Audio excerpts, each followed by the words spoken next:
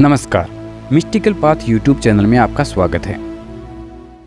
आज हम प्रत्येक प्रदोष व्रत पर सुनी जाने वाली एकमात्र कथा सुनने वाले हैं।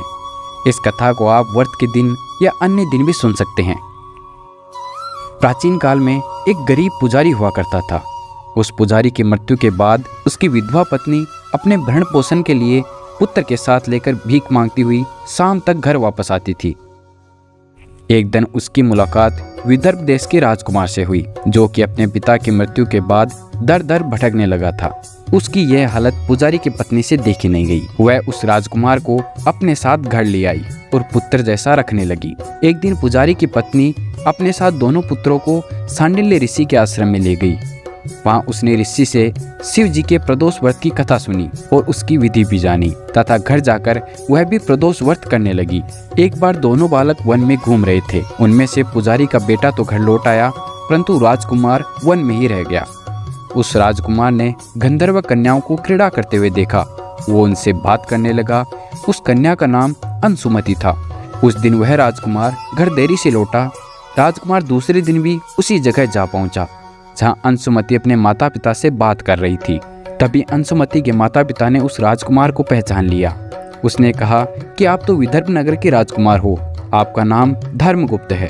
अंशुमति के माता पिता को वह राजकुमार पसंद आया और उन्होंने कहा कि शिव जी की कृपा से हम अपनी पुत्री का विवाह आपसे करना चाहते हैं। क्या आप इस विवाह के लिए तैयार हैं? राजकुमार ने अपनी स्वीकृति दे दी। तो उन दोनों का विवाह संपन्न हुआ।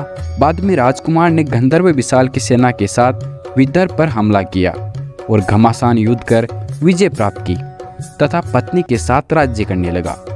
वहां उस महल में वह पुजारी की पत्नी और पुत्र को आदर के साथ लेकर आया और साथ रखने लगा।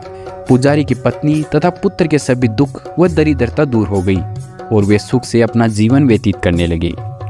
एक दिन अंशुमति ने राजकुमार से इन सभी बातों के पीछे का कारण और रहस्य पूछा। तब राजकुमार ने अंशुमति को अपने जीवन की पूरी बात बताई और साथ ही प्रदोष व्रत का महत्व और व्रत से प्राप्त फल से भी अवगत कराया। उस दिन से प्रदोष व्रत की प्रतिष्ठा व महत्व बढ़ गया तथा मान्यता अनुसार लोग वह व्रत करने लगे।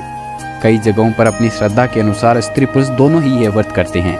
इस व्रत को करने से मनुष्य के सभी कष्ट और पाप नष्ट होते हैं एवं मनुष्य को अभिष्ट की प्राप्ति होती है। भगवान शिव जी की कृपा आप और आपके परिवार पर बनी रहे, इसी आशा के साथ में इस वीडियो का समापन करते हैं। धन्यवाद।